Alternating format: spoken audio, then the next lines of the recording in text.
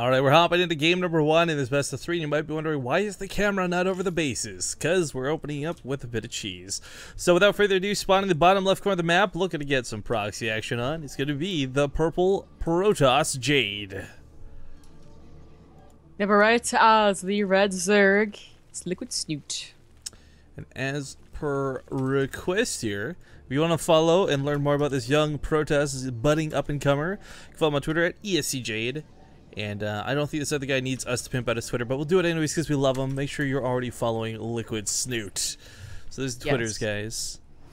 So we have a proxy. By the way, it was just a themed PS4. I'm so disappointed right now. Life sucks. Anyways. PS4. Eat it. Not vintage enough for Zombie Grub. But, okay, this actually strikes me as really, really interesting because you guys will remember on Overgrowth, in the previous series with Penguin, the first thing Penguin did was scout for proxies all over the place because he knew who he was playing against. I think there was that kind of checkbox too, like the second he realized it wasn't like proxy gates, Stargate probably is the follow-up, right? So I mean, Penguin made some educated guesses because he knew what was going on. Here's the problem though, guys. Even though Snute is going with the pool first here, this goes unscouted. This can still catch even the best players off guard. Yeah, it can. It's just, it's so...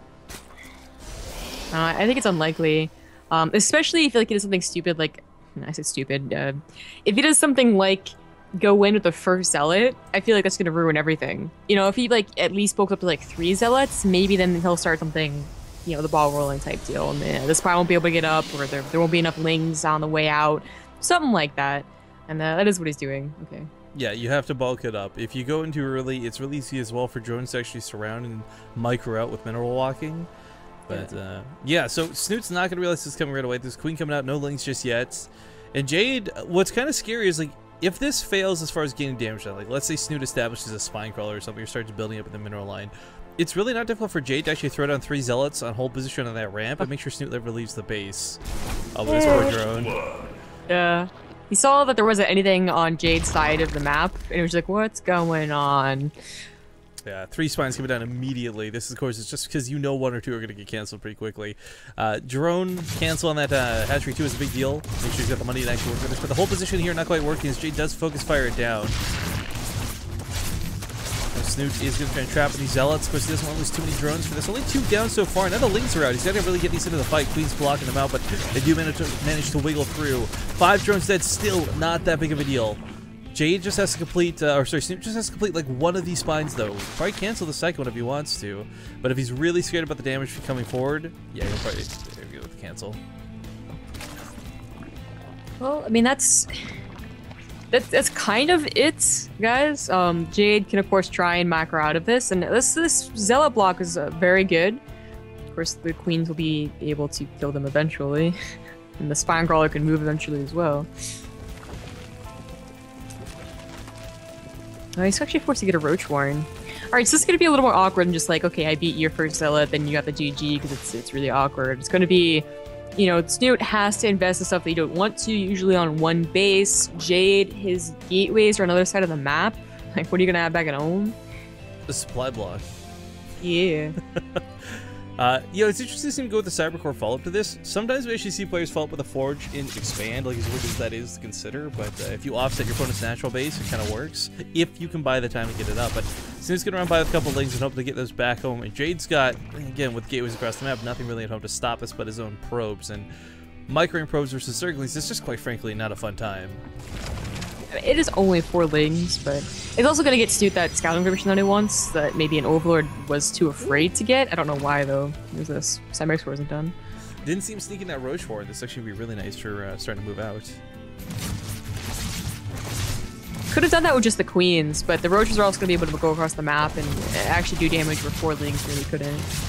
Although they're attacking a pylon right now, they're going to kill that pylon.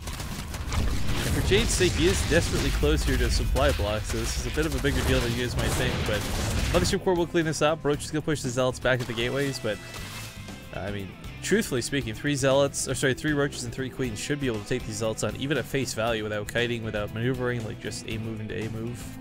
Yeah, with the transfuses as well. It'll be perfectly fine. There's a little bit of supply block for Snute. But his length to go back home, it's just like the roaches, they kill the zealots. And then they go across the map, and Jade does not have anything to defend against. He doesn't have cannons, he didn't get a forge. The stalker will actually be able to run across the map, but that's one stalker. Well, the plus side for Jade is he did actually establish a natural base behind this. Usually that's actually not the case. The problem is, Mothership Core alone, it's not going to stop the roaches. It's in a really bad spot, to be completely honest.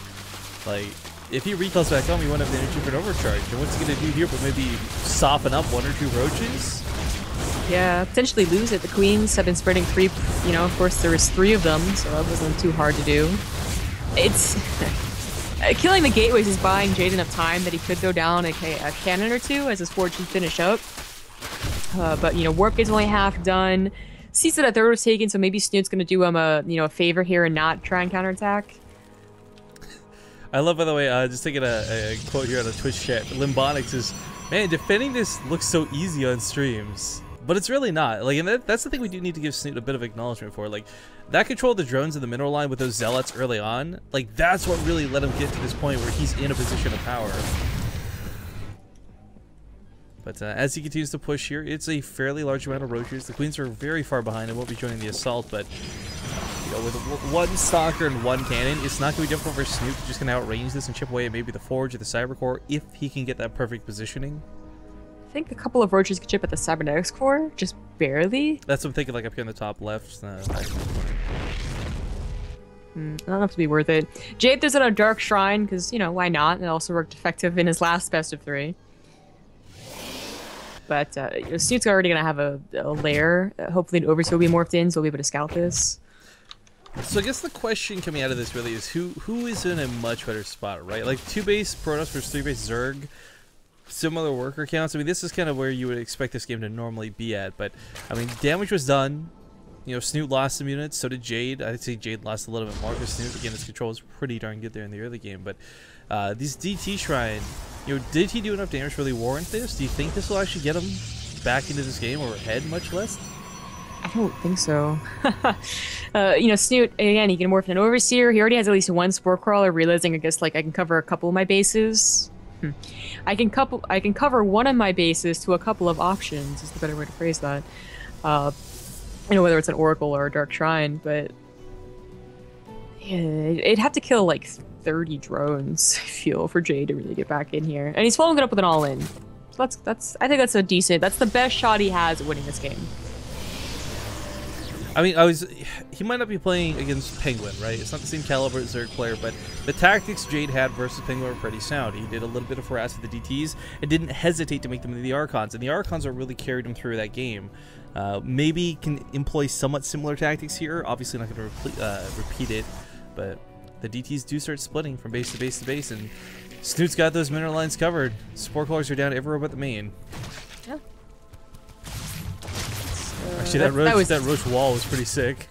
Yeah, that was super easy. That's a big denial. Those are also, like, if they were able to scout that they were going to get denied, they could have been saved for at least 1 Archon. Did Snute even... No, he never actually scanned the Dark Shrines. This was just actually a really good move out of him.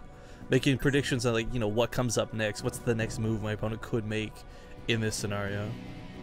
I always like seeing that. A Spore Crawler covers you against, you know, 2 very popular options, an Oracle and a DT, and it's, you know, in the grand scheme of things, not that bad of an investment, especially when you know that you're ahead, you know, when behind Dark Shrine. It's pretty easy to figure that one out.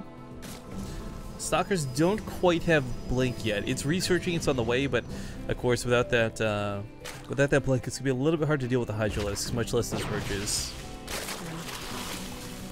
Spine Crawler was made so long ago. Actually, he's gonna help out here too. This is still a pretty powerful force out of Jade, but it's just going to get surrounded, it's going to get crushed. The Time Warps go down on top of each other very ineffectively. No force fields here to aid this army. I mean, that's kind of the key to having any sort of gateway army. Having those sentries, having those force fields, but good game, well played. Snute will defend that cheese, and Snute will take game number 1 in this best of 3.